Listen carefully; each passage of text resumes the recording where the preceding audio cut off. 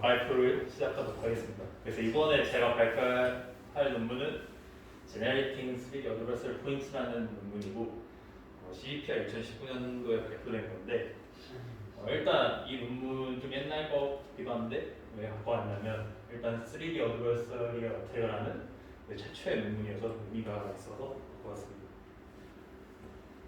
그래서 전체적인 이제 오버뷰를 보면 처음에 이제 프로블럼하고 로스 포뮬레이션을 먼저 정의하고 그 다음에 이제 논문에서 이제 제시하는 메서드가 크게는 두 개고 이제 세부적으로 하면 되겠는데 그래서 맨 처음에 Universal Point Perturbation이라는 방법이 있고 다음에 이제 Universal Point Generation이라는 방법이 있고 또 그의 세부 메서드로 이제 세 가지 방법이 있었고요. 그 다음에 실험, 그 다음에 서머리 이렇게 구성해봤습니다. 그래서 일단 2D 이미지에서 어드버설 역택이 사실 연구가 됐었죠. 그래서 어드버설 example들의 정의를 보면 이제 오리지널 데이터랑 유사하지만 이제 뉴럴 네트워크를 완전히 속여서 높은 확률로 완전히 속이는 걸 이제 어드버설 example들이라고 하고 근데 이 논문에서는 이런 2D 방법의 2D에서 했던 어드버설 방법들이 3D에서는 적합하지 않다고 했는데 그 이유를 크게 세 가지로 들었는데 맨 처음은 이제 로우한 포인트 클라우드는 좌표값만 갖고 있고 2D 픽셀들은 이제 픽셀 값이라는 게 있는데 이제 포인트 클라우드는 픽셀 값이 있죠. 그 다음에 이제 새로운 어드버설 포인트를 더해줄 수 있는데 그 서치 스페이스가 3D에서는 매우 넓기 때문에 또 그런 문제점이 있다고 했고 그 다음에 이제 irregular 포인트 클라우드의 irregularity가 결국에 문제라고 지적하고 있는데요. irregularity가 뭐냐면 어떤 데는 여기 그림을 보시면 어떤 데는 덴스하고 어떤 데는 스파르스하죠. 근데 2D에서는 픽셀들은 규칙적으로 이렇게 딱 그리드에 다 있는데 얘네는 그런 게 없으니까 불규칙적으로 분포하기 때문에 그 2D에서 정의했던 방법을 3D에 적용하기 어렵다. 이렇게 해서 새로운 메서드가 필요하다. 이걸 역사라고 썼습니다. 다음 이제 프로블럼의 포뮬레이션인데요. 먼저 포인트 클라우드 데이터를 살펴보면은 앞서 설명드렸다시피 레귤러 그리드에 이제 정의가 되지 않았기 때문에 새로운 이제 2D에서 했던 어택킹 알고리즘이 새로운 방법이 또 필요하다고 봤고 그 다음에 또 3D는 2D와 다르게 어느 포지션이든 포인트들을 더해줄 수 있으니까 이게 2D와 다른 점이 있었고요.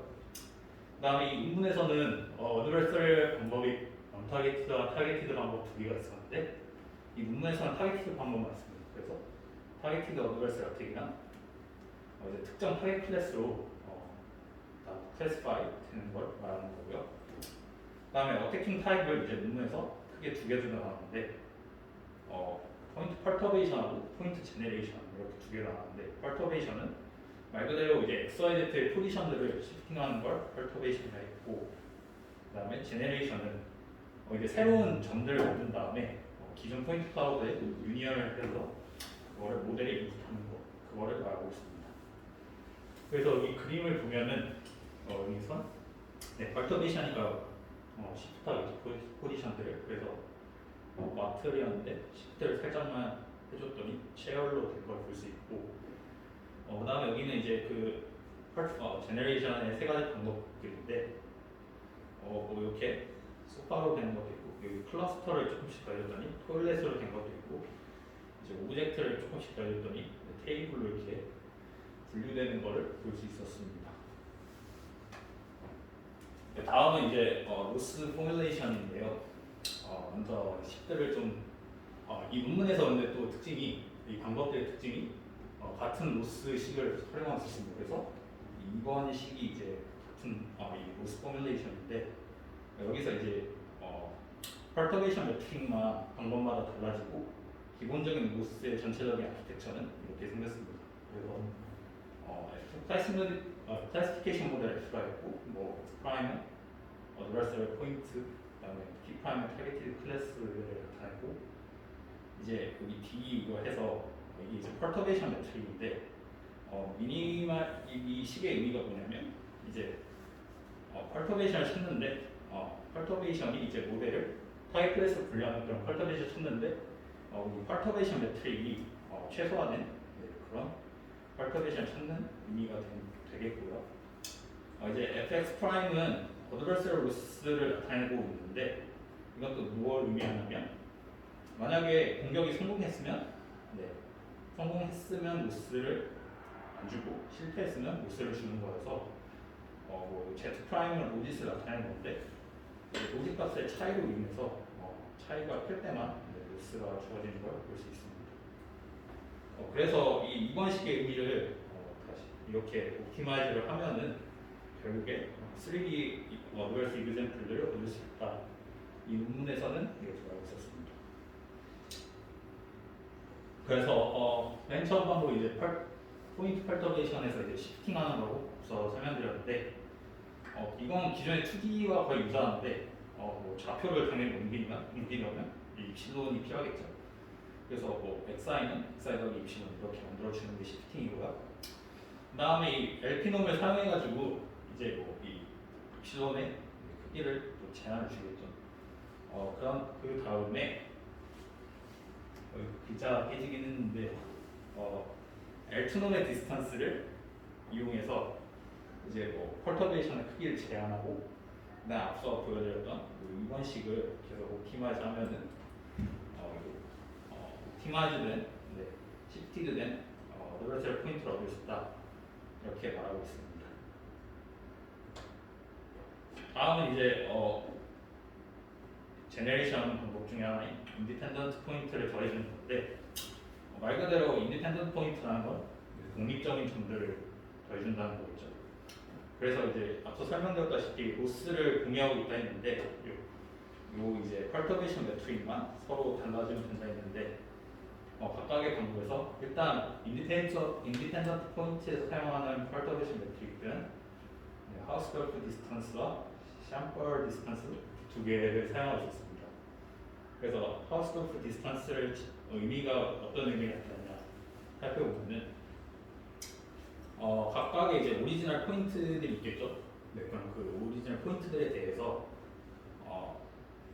가장 가까운 어드버서리 포인트를 찾고 그 다음에 그 이제 그 매칭이 되겠죠. 포인트들이 어드버서리 포인트들하고 이제 그 오리지널 포인트하고 매칭 쌍들이 여러 개 있을 텐데 거기서 맥시멈 값을 찾은 다음에 그걸 제곱한 것을 감안해주는 게 하우스돌프 디스턴스고 샴플 디스턴스는 그 쌍들의 이제 페어가 있는 쌍들 중에서 이거는 맥시멈이 아니라 그냥 평균을 내줘서 그 값을 감안하는 거고요. 그 실제 식을 보면은 똑같은데 여기 맥시멈이고 얘는 어버리지 평균을 내주는 것을 확인할 수 있었습니다. 그 다음에 이제 막 3D 공간에서 아무래도 제약이 없으면 아무데나 다르건 당연히 설치 스페이스가 커지기 때문에 그건 부적절하다고 있는 저자들을 말하고 있었고 그래서 논문에서는 이니셜라이제이션 시프트라는 방법을 썼는데 이게 어떤 의미냐면 맨 처음에 이니셜라이즈하는 것만 초기화하는 건데 오리지널 그 포인트 클라우드에 존재했던 포인트 클라우드의 위치에서 처음에 시작을 하고 그 다음에 그 포인트들을 그 포인트에서 이제 시프팅을 하면은 이제 어드버서리 포인트를 시프팅된 점에서 만든다는 얘기예요. 그래서 이그지스팅 포인트도 있고 이렇게 시프티드된 점에서 어드버서리 포인트를 새로 만들기 때문에 그들이 유니언이 돼가지고 이제 모델을 속이게 되겠죠. 또 이 시프팅을 할 때는 이제 앞서 설명드렸다시피 이 방법하고 거의 똑같기 때문에 로스도 또 이걸 쓰고 있어 이렇게 활용했다고 하고요. 그 다음에 이 논문에서 또 크리티컬 포인트라는 개념을 설명하고 있었는데 한마디로 크리티컬 포인트로 의미했던 중요한 점들이죠. 근데 이 점들을 활용할 때 공격적인 방법이 효율적인 공격 방법이 된다고 했는데 크리티컬 포인트가 그럼 뭐냐면 오브젝트의 한마디로 분류에 영향을 미치는 점들이 있겠죠. 포인트 클라우드도 여러 개가 오브젝트 여러 개가 있는데 그 중에서도 핵심적인 점들이 이렇게 있겠죠. 그걸 크리티컬 포인트라고 하고 이거는 좀 어떻게 보았냐? 뭐 포인트넷에서 이제 스플링 위에서 액티브한 점들이 아무래도 뭐 크리티컬 포인트다, 글로벌 피처를 있는 크리티컬 포인트다 이렇게 설명하고 있었고, 그래서 이 크리티컬 아무래도 영향을 가장 많이 미치는 점들을 바꿔야 프레딕션도 달라지겠죠. 그래서 이 문문에서도 네, 그래서 크리티컬 포인트들에서 이니셜라이즈를 먼저 한 다음에 그 위치에서 그 다음에 시프팅을 해가지고 거기서 이제 그 시프팅된 점 위치에서 포인트를 제네레이션 한 다음에 더해주면은 파이널 프레딕션이 더 많이 바뀔 것이다. 이건 얘기를 하고 있었습니다. 다음은 이제 이것도 더해주는 건데, 이거 생성해서 더해주는 건데, 이번에는 클러스터를 더해주는 겁니다. 여기서는 인디펜던트 포인트를 더해주는 건데, 클러스터라고 해서 이제 뭐 점들이 뭉쳐있는 이런 걸 더해주는 건데, 일단 이 방법의 목적은 생성된 클러스터의 라디어스를 일단 미니마이즈하는 게 첫 번째 목표였고, 그래서 이렇게 하면은 약간 볼 같은 형태로 보인다고 합니다. 그래서 오리지널 오브젝트에 볼들이 이제 부착되어 있는 그런 형태가 될 거고, 당연히 이것도 이제 오브젝트 서페이스가 너무 멀면은 안 되기 때문에 가까이 해야 된다. 그거를 목표로 하고 있었습니다. 그래서 뭐 당연히 클러스터 더하는 것도 점을 더하는 거에 특별한 경우라고 생각하면 되기 때문에 앞서 설명드렸다시피 이니셜라이징 시프트 방법을 똑같이 적용했고요. 그래서 대신 포인트들을 이제 스몰 리전하는데 컨스트레인만 해주면 된다. 이걸 또 말할 수 있었고, 그다음에 여기서 사용하는 펄터베이션 매트릭은 크게 두 가지가 있었습니다. 그래서 여기서는 farthest distance, 그다음에 chamfer distance 이렇게 두 개를 사용하고 있었는데, 뭐 chamfer distance는 이 앞에서도 사용한 것처럼 한마디로 이게 chamfer distance를 사용함으로써 표면에서 너무 멀어지지 않게 그거를 제한하는 거고요. farthest distance는 이 처음 목표가 이제 radius를 최소화해야 되는데 그 radius를 최소화시키는 역할을 해줍니다. 그래서 클러스터 내에서 이제 가장 먼 점들이 있을 텐데 그 점들의 그냥 거리를 L2놈으로 구한 겁니다. 그래서 이게 farthest distance인데, 당연히 그러면 가장 먼 점들 간의 거리가 줄어들수록 radius가 당연히 더 줄어들겠죠. 그래서 이 두 개를 디스턴스로 사용했기 때문에 radius도 작으면서 오브젝트 서페이스에도 좀 더 가까운 그런 클러스터를 찾을 수 있다, 그런 얘기였고요. 그래서 태킹 알고리즘을 좀 살펴보면은 이제 제가 앞서 설명드렸다시피 이제 타겟티드 어택을 한다 했는데, 그래서 당연히 타겟 클래스가 먼저 있어야겠죠. 그 타겟 클래스에서 이제 크리티컬 포인트를 먼저 얻어낸다고 하는데, 당연히 이 타겟 클래스로 만들어야 하기 때문에 일단 그 타겟 클래스로 만들어야 하기 때문에 그 타겟 클래스의 크리티컬 포인트가 어느 정도 필요하겠죠. 이제 여기서 먼저 얻은 다음에 그 다음에 DBCAN 이걸 알고리즘을 써가지고 이제 크리티컬 포인트들의 클러스터를 얻은 다음에 이제 클러스터의 크기가 가장 큰 거를 이 K라고 하는데, K는 사용자가 이걸 정하는 건데, 그래서 이 K의 클러스터를 정한 다음에 이거를 이제 더해줘가지고 그래서 최종적인 클러스터 위치를 옵티마이즈한다, 이렇게 되어 있습니다. 그래서 타겟 클래스의 크리티컬 포인트들 먼저 클러스터링 한 다음에 클러스터링에서 점들이 가장 큰 거 위주로 K를 뽑아서 그걸 오리지널 오브젝트에다 더해주면은 잘 될 것이다. 이게 기본적인 알고리즘 원리였고요. 마지막은 이제 이건 제너레이팅 어드버스 오브젝트인데 같은 클러스터고 같은 오브젝트죠. 그래서 이건 클러스터를 더하는 게 아니라 실제 오브젝트 포인트 클라우드를 더하는 겁니다. 그래서 좀 더 의미 있는, 이 앞에 클러스터는 사실 의미가 좀 없다고 생각해도 될 텐데, 이건 오브젝트는 좀 의미가 있어 상황에 봐도 의미가 있겠죠. 이런 걸 더함으로써 근데 이거를 이제 어드버서럴 포지션들에다 위치시키면은 원래 프레딕션들이 완전히 틀리게 된다, 이런 목표가 있었고요. 그래서 이 방법에서 사용하는 매트릭은 LP놈하고 샴펄 디스턴스인데, 샴펄 디스턴스는 아까 설명드렸다시피 오브젝트 서페이스에 가까운 역할을 하도록 하고요. RP놈은 이제 그 제네레이티드된 쉐입이 실제 있는 이 미닝풀 오브젝트랑 같아하기 때문에 이 LT놈을 썼다고 합니다.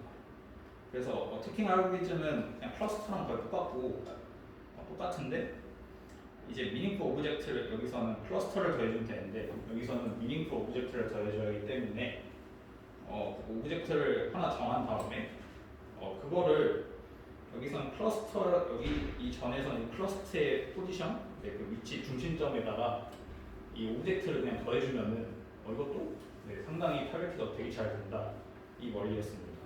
그래서 이게 실제 예시인데 이건 먼저 포인트 퍼터베이션이라 해가지고 앞서 설명드렸다시피 시프팅을 한 결과입니다. 그래서 에어트놈만 적용했을 때 하우스돌프 이제 그 아까 퍼터베이션 매트릭을 적용했을 때 이제 샴플 퍼터베이션 매트릭을 적용했을 때 이렇게 포인트들이 이제 원래 바틀이었는데 이게 시프팅이 되면 에어플레인도 되고 침대도 되고 이렇게 다 타겟티드로 된다 이걸 보여주고 있는 거고요.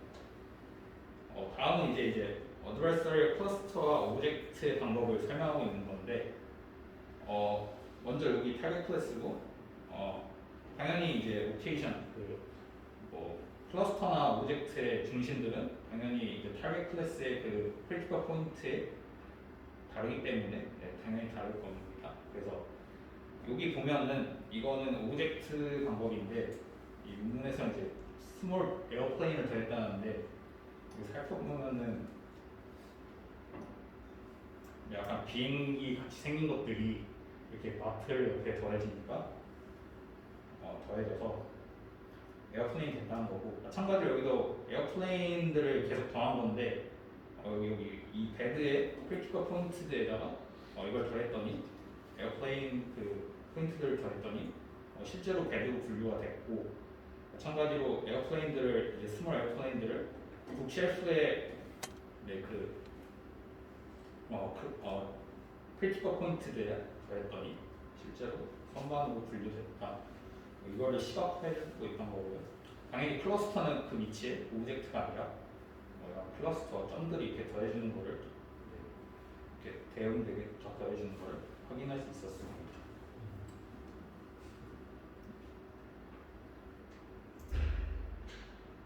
다음에 이제 실험을 돌려본 여기 논문에서 데이터셋을 모델에 다시 썼다는데 그래서 실제로 석세스 레이트가 공부 성공률인데 포인트 퍼터베이션을 썼을 때 그리고 인디펜던트 포인트 제너레이션을 방법을 썼을 때 실제로 다 시프팅 했을 때도 100%였고 에딩 인디펜던트 포인트 했을 때도 다 타겟티드 어택으로 성공했다 이걸 보여주고 있는 거고요.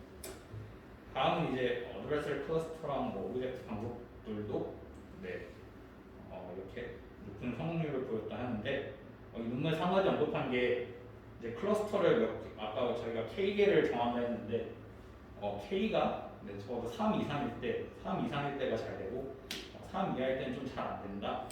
그래서 적어도 3개 이상일 때 가장 효과적인 공격 방법이 공격이 될 수 있다. 이걸 언급하고 있었습니다.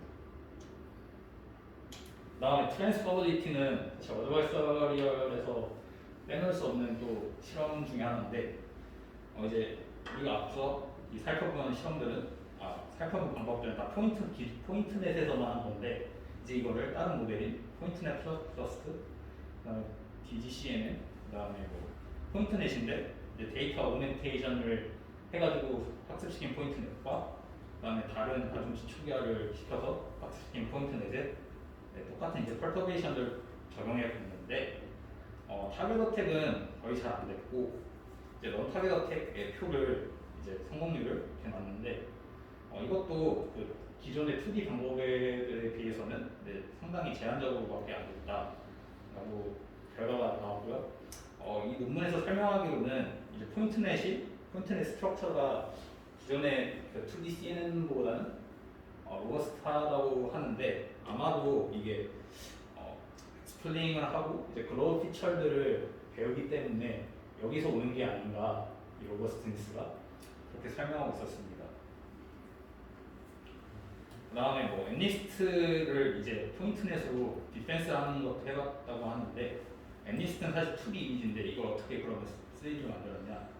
256개의 픽셀이 있겠죠. 그다음에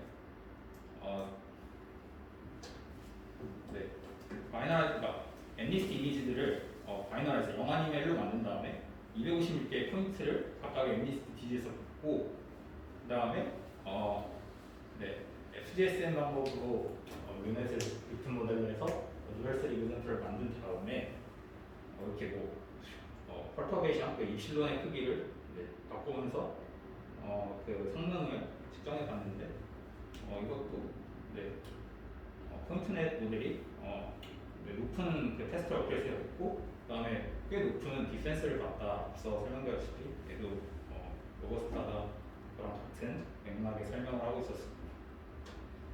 요약을 해보자면 3D 오브젝트의 그 크리티컬 포인트들이 한마디로 버너러블한 그 점들이 될 수 있다. 그게 먼저 핵심이 될 것 같고요. 그 다음에 3D 어드베서리 방법은 2D와 다르게 포인트 클라우드가 불규칙하기 때문에 새로운 방법이 필요하다.